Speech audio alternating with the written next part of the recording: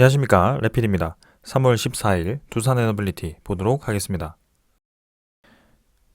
증시 먼저 보겠습니다. 코스피 2.56% 하락했고요. 코스닥은 3.91% 하락했습니다. 자, 코스피 코스닥이 오늘 이제 크게 하락을 했고요. 해외 증시 같은 경우는 니케이 지수 하락을 했고, 마찬가지 이제 유럽 지수도 상당히 크게 하락을 하면서 좀 전반적인 증시 조정이 좀 있었습니다. 나스닥과 이제 다우 산업은 오히려 이제 반등하는 추세로 좀 진행이 되었었는데요. 지금 아시아 증시와 유럽 증시가 굉장히 이제 타격을 입었습니다. 아무래도 SVB 사태에 대해서 시장에 대한 불안감을 키웠고요. 거기에 대해서 이제 조금 경계하는 그런 심리가 나타나기 시작했습니다.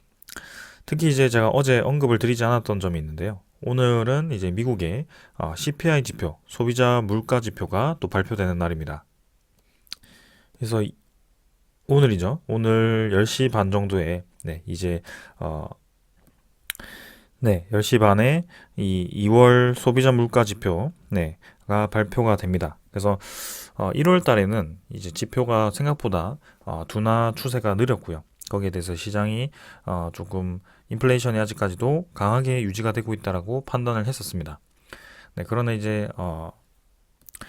그런 흐름으로 인해서 이제 빅스텝이라든지 그런 금리 인상이 조금 더 진행이 될 것이다라는 관측이 좀 나왔는데 이제 며칠 전에 이제 SVB라는 실리콘밸리 은행이 파산을 하게 되면서 이제 본격적인 경기 침체 신호가 나타나기 시작했다라는 또 분석이 나왔습니다. 그래서 지금 이제 금리 인상을 또 멈추고 금리 동결 얘기까지 나오는 상황인데요.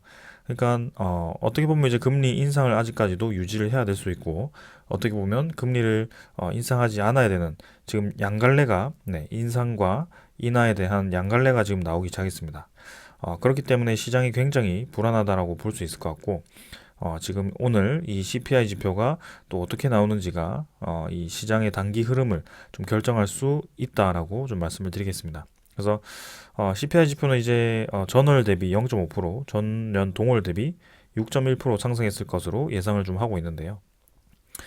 이제 뭐 예상치에 부합을 하게 된다면 무난하게 그런 뭐 금리 인상을 조금씩 줄여가지 않을까라는 생각이고요. 만약에라도 이제 예상치보다 좀 상회를 했다고 한다면 금리 인상을 조금 더 진행을 할 수도 있습니다. 그러나 지금 상태에서 인플레이션이 조금 예상치보다 상회했다고 해서 빅스텝을 강행하기에는 지금 SVB라는 은행이 파산을 했기 때문에 거기에 대해서 도미노와 같은 그런 효과를 또 우려할 수 있습니다. 분명히 이제 리만 브라더스 사태와 지금 SVB 사태는 굉장히 차이가 많이 있습니다. 금융적으로 이제 이미 이 시장이 준비하는 시간도 꽤 있었고요. 금융 체력이 꽤나 많이 커졌습니다. 그래서 거기에 대해서 리만 브라더스 사태처럼 준비되지 않은 상태에서 크게 무너질 경우는 거의 나타나지 않을 거라고 보고 있고요. SVB도 이제 실리콘밸리 특히 이제 스타트업 위주로의 그런 기업을 대상으로 하는 은행이었기 때문에 전반적인 금융권에 영향을 미치기는 쉽지 않다라고 분석이 나오고 있습니다. 자, 그래서 일단 오늘 밤에 CPI 지표가 어느 정도 나오는지 한번 주목을 해보고요. 결국에는 계속 비슷한 얘기를 드리고 있지만 지금은 시장 자체가 금리 인상보다는 금리 인하를 하는 시기로 계속 다가가고 있다라고 말씀을 드리고 있습니다. 결국에는 인플레이션을 잡고 저런 이제 경기 침체를 또 경기 침체가 다가왔을 때는 경기 침체를 막는 방향으로 진행을 할 거고요. 그게 이제 유동성 자금이 시장에 풀리는 유동성이 증가할 수밖에 없는 금리 인하가 다가올 수밖에 없다라는 겁니다. 그래서 지금 코스피가 뭐 하루에 2.5%, 코스닥이 3.9% 떨어졌다고 해서 지금 당장 막 증시 자체가 또 와르르 무너지거나 저점을 뚫고 더 내려간다 이렇게 분석을 할 수는 없습니다. 그래서 결국에는 CPI 지표가 또 좋게 나오거나 생각보다 이제 하회를 하거나 보합 정도로 나온다면 오늘의 이 음봉을 또 상당 부분 메워줄 수 있는 양봉이 바로 나올 가능성이 크고요. 저는 코스피에 대한 이 바닥 확인 라인은 충분히 지켜줄 것으로 예상됩니다. 그래서 결국에는 지금 큰 하락보다는 지금 횡보하는 구간에 코스피가 지금 갇혀 있는 상황이고 2,500선을 넘지 못했지만 다시 올라갈 것으로 좀 보여집니다. 오늘은 외국인 투자자가 이제 6,400억을 매도하면서 코스피의 하락을 좀 부추긴 것 같고요. 최근에 이제 외국인 투자자가 큰 매도 없이 진행을 해 왔는데요. 지금 이제 옵션 만기 이후부터는 외국인 투자자가 우리나라 증시에서 좀 빠져나가기 시작했습니다. 옵션 만기 전에도 조금 이제 이탈을 하는 분위기가 만들어졌었는데요. 그동안 1, 2월 달 중반 정도까지 열심히 매수하던 그 추세가 조금씩 지금 매도로 바뀌고 있습니다. 그래서 시장 분위기가 여기서 더 악화가 된다면 혹은 좀 더 불안정한 이 상황이 계속 이어진다면 외국인 투자자도 서서히 이제 우리나라 증시를 조금 차익 실현하면서 또 새로운 매수 기회를 엿볼 것으로 예상이 됩니다. 코스닥 같은 경우는 조금 더 하락세가 강했고요. 아무래도 2차 전지 관련 종목들이 그동안 지수를 좀 끌어올렸기 때문에 거기에 대해서 조정이 좀 깊게 들어오니 크게 하락을 했던 것 같습니다. 여전히 이제 상승을 끝도 없이 하다가 이제 좀 큰 운봉을 맞았지만 여기서 뭐 와르르 무너진다라고 보기에는 좀 무리가 있다라고 보고 있고요. 어느 정도 적정선은 받치면서 다시 한번 추가 상승을 좀 준비해 나갈 것으로 보여집니다. 자, 일단은 계속해서 지켜보고요. 환율도 뭐 오르락 내리락 굉장히 시장 자체가 불안합니다. 급등을 했다가 급락을 했다가 지금 환율 자체가 유동성이 굉장히 크고요. 그만큼 시장 자체가 지금 아주 불안하게 움직이고 있다. SVB 사태에 이어서 CPI 지표가 어떻게 될 것인지 그리고 금리 인상을 더 해야 되는지 말아야 되는지 그런 상황이 이제 벌어지고 있기 때문에 여기에 대해서 우리가 뭐 하루하루 대응할 필요가 없죠. 결국에는 시장의 전체 흐름 자체는 우리가 이 데이터를 통해서 볼 수가 있었습니다. 지금 뭐 금융 위기를 가든지 결국에는 아니면 금융 위기를 가지 않던지 환율이 고점을 찍고 내려오는 그 추세, 그 다음에 다시 올라갔다 떨어지는 그 추세가 계속 반복되어 왔습니다. 그래서 지금도 마찬가지고요. 이미 이제 그 코로나라는 전례 없는 그런 악재를 통해서 금리 인하를 굉장히 많이 실시하고 그 뒤에 금리 인상을 강하게 실시하면서 다가올 수 있는 그런 흐름을 지금 이전에도 2000년도 요 금융위기 때도 보았던 그런 흐름입니다. 그래서 결국에는 환율이 점점 떨어지는 방향으로 진행이 될 것이고 지금 1310원이지만 1300원 중반을 크게 넘어가지 못하는 상태에서 진행이 될 것으로 보여집니다. 그래서 차분하게 한번 지켜보면 될 것 같고요. 지금 유럽 증시는 어제 좀 많이 내렸는데 0.7% 정도로 반등을 하고 있고요. 선물. 그다음에 미국 증시도 지금 US 2000은 1.56%, 뭐 나머지는 한 0.6% 정도 상승을 좀 하고 있습니다. 자, 그래서 지금 오늘도 좀 CPI 지표에 대해서 그 결과에 따라서 좀 이 지수가 좀 변동성이 클 것 같은데요. 예상치만큼 나오거나 아니면 예상치보다 하회를 한다면 당연히 이제 어제 내렸던 부분에 대해서 좀 많이 만회를 할 것으로 생각이 됩니다. SVB 사태는 이미 미국은 정부 차원에서 나서서 그 SVB를 정상화시키겠다라고 한 거고요. 그다음에 영국도 HSBC라는 그런 은행이 나서서 인수를 하면서 그 거래에 대한 정상화를 시켰습니다. 그래서 이미 시장이 지금 돈이 막혀서 도미노처럼 그 거품이 터지면서 이 무너질 수 있는 상황 자체가 이미 그 전제가 없어졌다란 말이죠.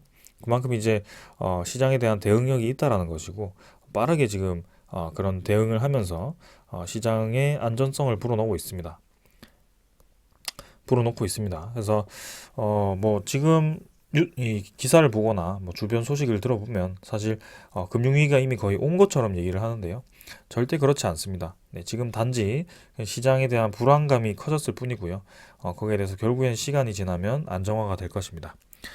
자, 그래서 오늘 이 정도로 증시 보았고 그다음에 채권 시장 한번 보겠습니다.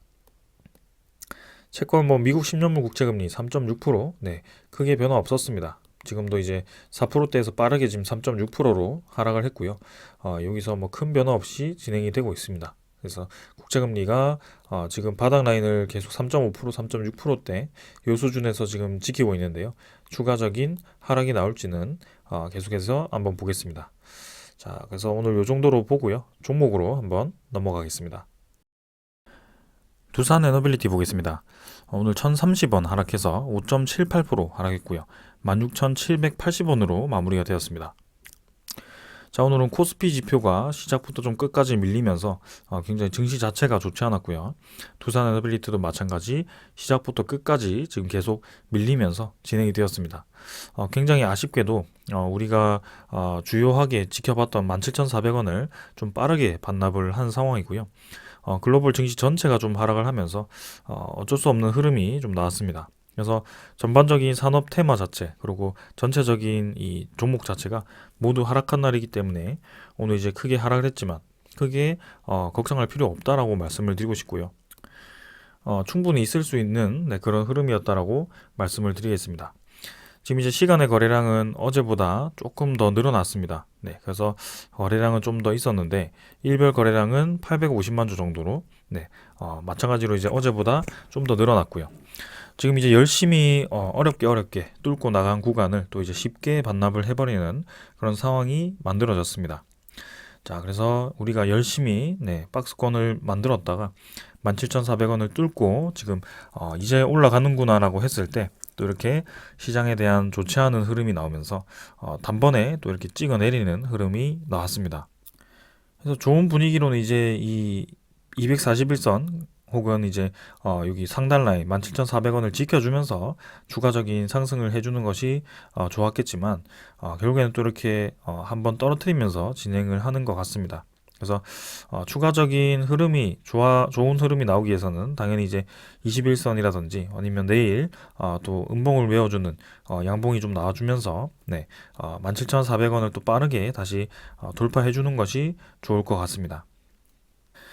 그래서 전체적으로는 계속 이제 저점 자체가 높아지는 흐름이 이어지면서 진행이 되고 있기 때문에 요 하락은 사실 크게 중요하지 않다라고 말씀을 드리고 싶고요. 이 하락 자체는 지금 시장에 대한 상황이 다시 개선이 된다면 빠르게 다시 시장이 회복되면서 또 그대로 이제 이 음봉을 메워주는 양봉이 나올 가능성이 굉장히 크다라고 말씀을 드리겠습니다.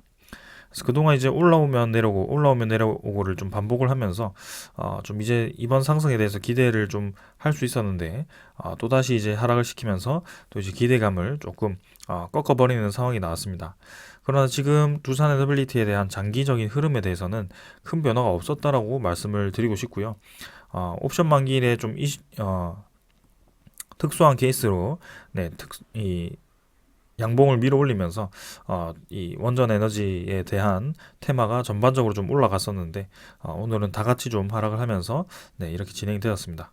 그래서 지금은 뭐 증시 전체에 대한 하락 때문에 좀 하락을 했다라고 보고 증시 자체가 좀 다시 안정화가 되거나 반등을 할 시점에 어떤 흐름이 나오는지 계속 한번 주시를 해보겠습니다.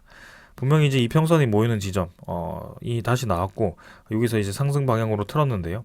여기서 그대로 또 떨어진다라고 보기에는, 상당히 이제 증시 자체가 많이 떨어져야 된다라고 볼 수 있습니다. 만약에 이제 오늘 CPI 지표 발표가 예상치보다 이제 많이 높게 나와서 증시 자체가 다시 한번 뭐 나스닥이 3% 이상 떨어지거나 그런 식으로 이제 전체적인 증시가 또 무너진다면 추가적인 하락이 나올 수 있겠죠.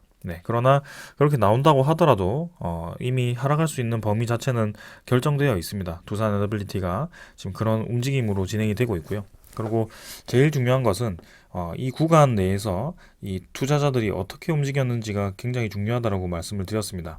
그래서 지금 당장 이제 충분히 올릴 수도 있었지만 오늘 같은 날에 이렇게 하락 음봉이 나왔을 때 또 어떤 식으로 대응을 했는지 지금 바로 한번 살펴보십시오. 자, 음봉이 굉장히 길게 나왔고 5%, 6% 정도 지금 하락을 한 상황에서 투자 수급을 보게 되면은 기관 투자자는 69,000주 매수를 했습니다. 그리고 외국인 투자자도 47,000주를 매수를 한 상황이 됐습니다. 그래서 오히려 이제 양매수가 나왔고요. 개인 투자자가 뭐 크게 매도하지 않았지만 지금 사실 오늘 특별하게 두산 에너빌리티를 찍어 눌렸다라고 하는 그런 세력 자체는 보이지 않습니다. 굳이 이제 차점에 이제 사모펀드에서 좀 이제 두산 에너빌리티를 끌어내렸다 뭐 이렇게 볼 수 있겠지만 그러기에는 충분한 물량도 아니고요. 어떻게 보면 이제 연기금 투자자는 계속 매수를 하고 있습니다. 투시는 22,000주를 매도했지만 크게 많은 물량 아니었고요. 금융투자는 오히려 또 매수를 해주고 있습니다. 그래서 오늘 뭐 두산 에너빌리티가 6% 떨어졌다고 해서 뭐 우리가 주요하게 지켜보던 이 연기금 투자자가 뭐 100만 주를 매도했다든지 아니면 외국인 투자자가 크게 이탈을 했다든지 뭐 그런 움직임이 전혀 보이지 않았습니다. 특히 오늘 코스피 지표를 보시면 외국인 투자자가 전체 6,400억을 코스피를 빠져나왔습니다. 그러나 두산 에너빌리티에서는 크게 지금 나오지 않은 상황이고요. 지금 어떻게 보면 또다시 이제 수급 자체는 유지가 되면서 주가 자체만 이렇게 좀 떨어진 상황이 되었습니다. 그래서 결국에는 주가는 계속 갇혀 있는 모습인데 수급 자체는 계속 개인 투자자는 떨어지고 네, 기관 투자자, 외인 투자자만 계속 늘어나는 그런 상황이 또 벌어지고 있는 거거든요. 어떻게 좀 소위 그냥 솔직하게 얘기해서 정말 이제 진절머리 나게 좀 가둔다라고 표현을 할 정도로 좀 오랫동안 가두리를 하고 있습니다. 그래서 분명히 시작 자체는 이때부터였습니다. 네, 폴란드 원전에 대한 수주 소식, 그죠?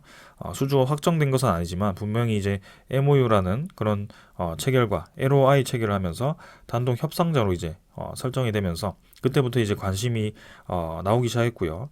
그 다음 날 이제 좀 악의적인 기사가 또 나오면서 크게 수주한 게 아니다. 그러면서 이제 또 양봉에 대한 거의 대부분을 또 반납을 하는 그런 모습도 나왔습니다.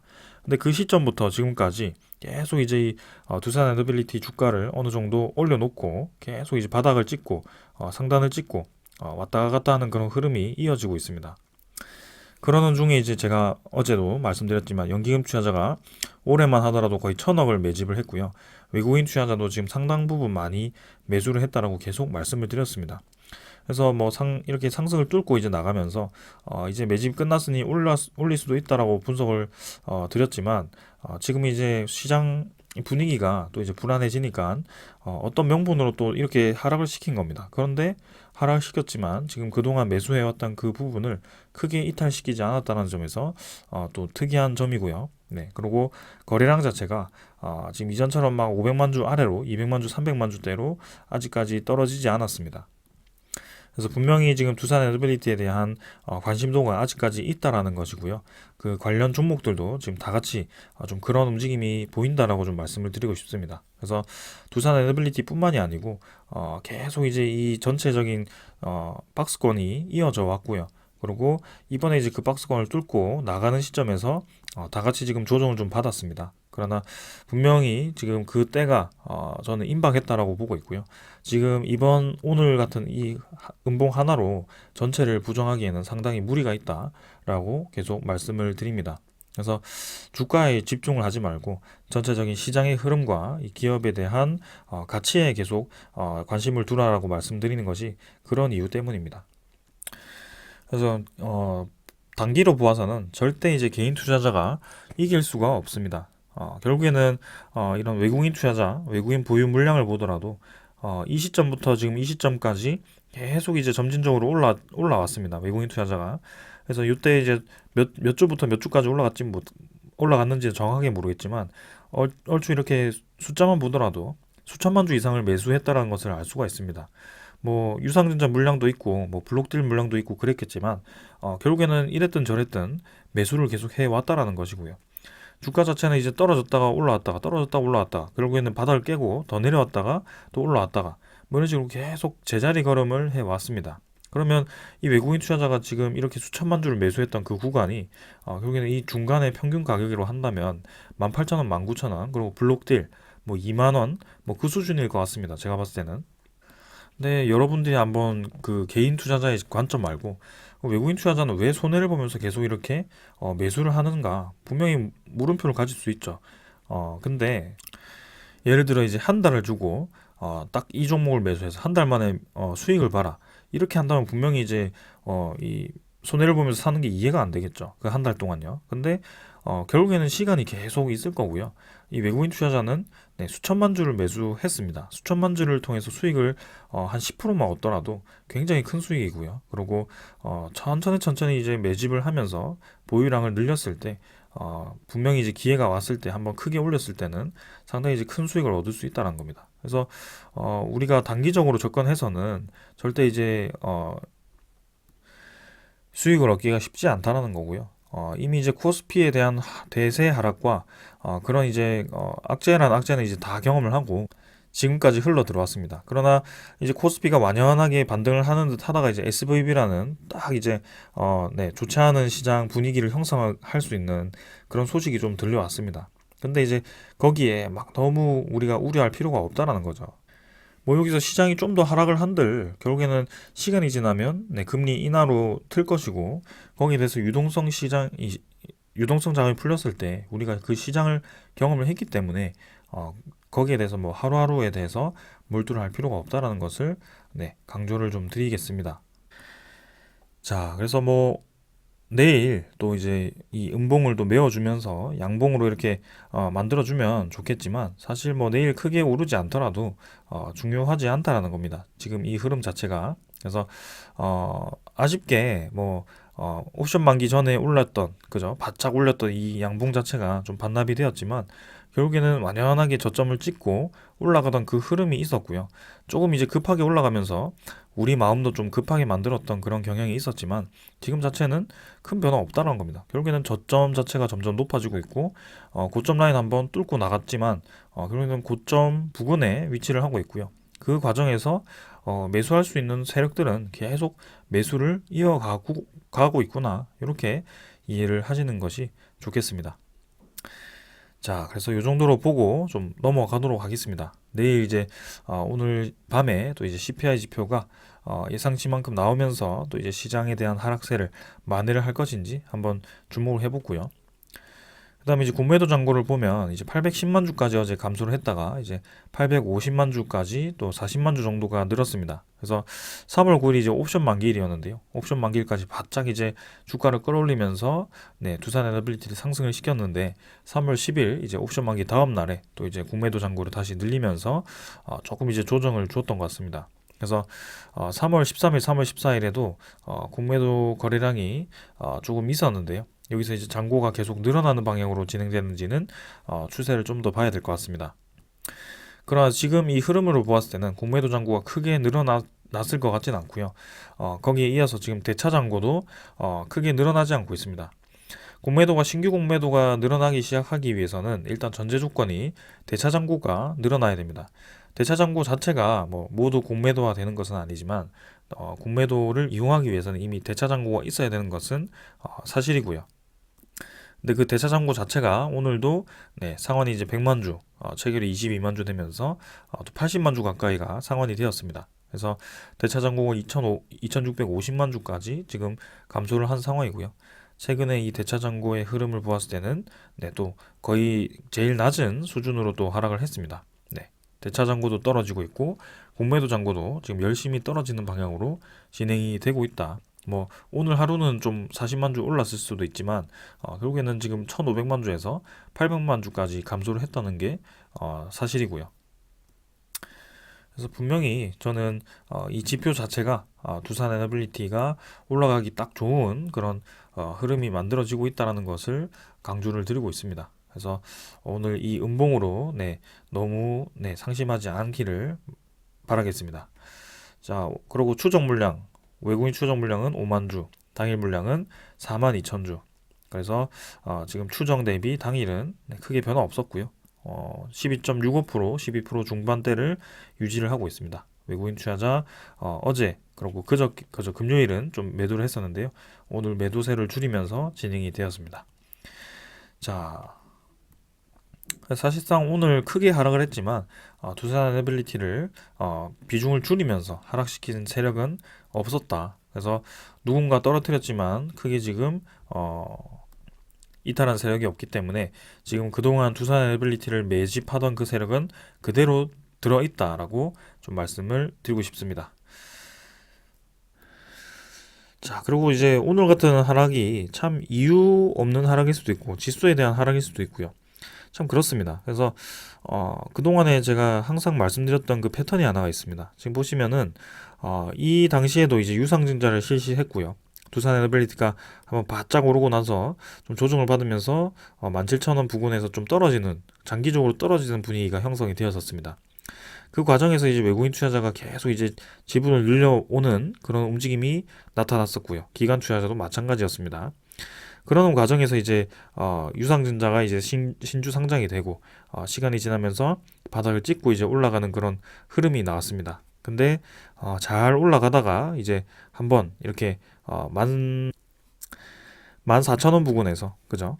지금 이때가 14,000원 부근에서 12,200원까지 거의 이제 한 8%, 9% 정도가 하락하는 그런 날이 발생을 했습니다. 네.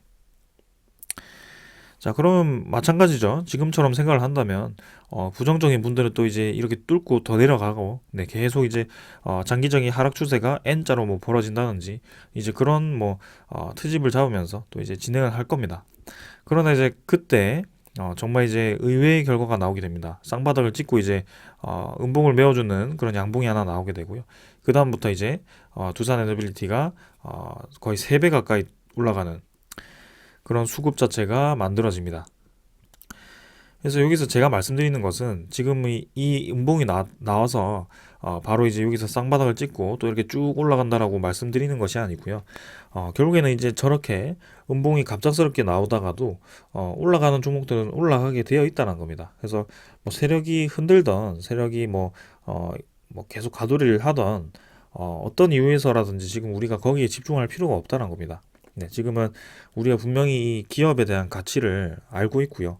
그 시장 상황이 많이 이제 기업의 우호적인 상황이 되었다는 것도 알고 있습니다. 그리고 우리가 제일 중요하게 생각하는 이제 그런 사업화에 대한 네, 현실화가 진행되고 있고요. 그래서 올 3월에도 지금 좋은 소식들이 기다리고 있습니다. 네, 그러는 상황에서 우리가 흔들릴 필요는 전혀 없다라고 생각을 하고 있고요. 네, 오늘 하락은 가볍게 넘기시고 만약에 추가적인 하락이 나온다면 또다시 이제 좋은 매수 기회가 될 수 있는 것이고요. 아니면 또 여기서 이제 딛고 추가적으로 다시 17,400원을 뚫고 올라간다면 이번에 다시 한번 네, 상승 추세로 전환할 수 있는 좋은 기회이다. 이렇게 이해를 하시는 게 좋겠습니다. 자, 그럼 이제 뭐 차트는 이 정도로 좀 말씀드리고 네, 크게 중요하지 않습니다. 지금 제가 제일 중요하게 생각하는 그 소식들은 이 마지막에 말씀을 드리고 있기 때문에 앞에 짧게 보시는 분들은 사실 크게 관심 없이 넘어갈 수도 있다라고 봅니다. 그러나 사실은 기업 투자를 함에 있어서 기업에 대한 기술의 이 독보성 그리고 기술력 그리고 앞으로에 대한 비전 그리고 시장 상황이 어떻게 되는지에 대해서 계속 강조를 드리고 있습니다. 네, 그래서 지금 증시에 대한 흐름이 좀 좋지 않았지만 지금도 이제 잠깐 이제 좋지 않지만 분명히 이제 그 흐름 자체는 이 기업의 이 앞으로의 상황에 크게 영향을 주지 않을 겁니다. 주가는 영향을 줄 수 있어도 기업이 절대적으로 이제 향하는 방향에 대해서는 영향을 주지는 않을 겁니다. 그래서 우리가 이렇게 투자를 함에 있어서는 좀 장기적으로 바라보고 그 상황이 지금 다가오고 있기 때문에 의심할 여지 없이 계속 천천히 가면 될 것 같다라고 결론을 내겠습니다. 그래서 오늘 소식을 전해드리면 이미 이제 며칠 전에 SMR에 대한 기자재 수주를 했습니다. 근데 이제 올 연말에는 원자로에 대한 제작을 시작할 것으로 예상되고요. 그 원자로까지 이제 수주를 확정 짓게 되면 이제 SMR은 올해 6천억 수주를 달성할 것으로 예상을 하고 있습니다. 그리고 지금 이제 3월 14일인데요. 3월 말에는 중요한 계약이 있죠. 어떻게 보면 올해 가장 큰 계약일 수도 있습니다. 그래서 신한울 3, 4호기 오랫동안 이제 끌어왔는데요. 신한울 14호기는 2014년 신한울 3, 4호기 주기기 공급 계약을 맺었다가 17년, 18년 정도에 13, 4호기 건설이 무한정 보류가 되면서 이제 손실을 입었었죠. 그래서 매몰 비용이 거의 5천억 가까이가 되었는데요. 그걸 이제 다시 회수를 할 수 있는 좋은 기회가 이번에 되었고요. 그래서 신한울 3, 4호기 착공을 2024년에 할 계획으로 지금 주기기 계약을 이제 이번 달에 실시를 할 것으로 예상이 됩니다. 신한울 3, 4호기는 신고리 5, 6호기와 동일한 용량이고요. 이전에 신고리 5, 6호기에는 주기기를 약 2조 3천억 원에 공급한 바가 있습니다. 그래서 신한울 3, 4호기도 같은 모델과 용량이고 신고리 5, 6호기 제작 때보다 약 10년 정도 시간이 흘러서 인건비와 원자재 값 등을 이제 상승한 것을 감안을 하면 신고리 5, 6호기보다 높은 금액을 받을 가능성이 크다라고 예상이 됩니다. 그래서 2조 3천억 원 정도를 최소로 잡으면 될 것 같고요. 유스케일 파워발, SMR 수주까지 합치면 지금 벌써 올해는 3조를 수주를 했다. 그것도 원자력에서만 3주를 수주를 했다라고 보시면 좋겠습니다.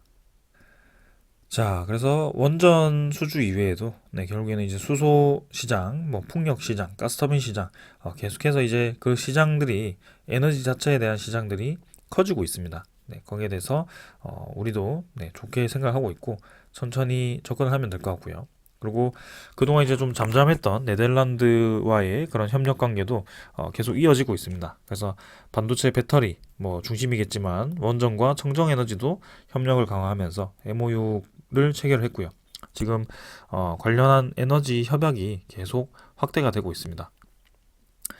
지금 이제 경기 침체에 대한 우려 때문에 이렇게 협약을 하고 크게 이제 투자를 가속화시키지 못하고 있다라고 한다면 결국에는 경기 침체에 대한 그 정부의 대응으로 금리가 인하를 하게 되고 시장의 유동성이 공급이 되면서 경기가 다시 활성화가 되기 시작한다라고 한다면 지금까지 이렇게 좋게 예상되던 그 시장이 아마 굉장히 화랑기가 될 수도 있다라고 저는 생각을 하고 있습니다. 그래서 우리는 그런 시기를 노릴 수 있는 거고요.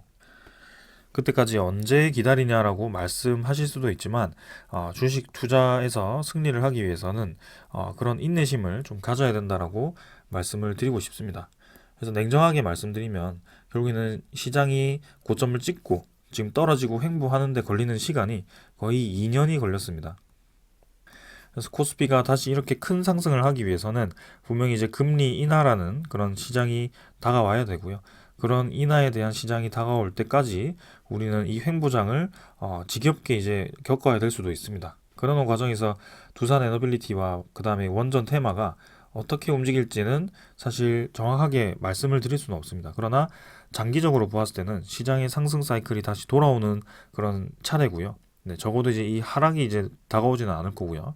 그리고 그 시장 상황과 두산 에너빌리티에 대한 그 원전 움직임을 보았을 때, 그리고 에너지에 대한 움직임을 보았을 때는 상승할 확률이 굉장히 높다라는 것입니다. 그리고 그런 가치를 생각했을 때 지금 저평가되어 있는 것도 사실이다라고 말씀을 드리고 싶고요. 그래서 기다릴 수 있으시면 한번 믿고 투자를 해 보시고요. 만약에 한 달 내로 수익을 얻고 싶다고 한다면 저는 뭐 크게 들고 가라, 아니면 지금 팔아라 이렇게 말씀드리지도 않겠습니다. 그냥 본인이 알아서 판단을 하시길 바랍니다. 분명히 말씀드리지만 저는 시장에 대한 이 단기 움직임에 대해서 크게 지금 중요하게 보지 않고 있고요. 전체적인 흐름을 위주로 가져가고 있다는 점을 강조를 드리겠습니다. 자, 오늘은 여기까지 하고 마무리하겠습니다. 오늘 이제 CPI 지표라든지 그런 것들이 어떻게 움직이는지 한번 보고요. 내일 시장 오르든 내리든 결국에는 자리를 잡고 추세가 지금 전환되고 있으니 조금 시장을 무디게 바라보는 것도 한 방법이라고 생각을 합니다. 자, 오늘 여기까지 하고 마무리하겠습니다. 감사합니다.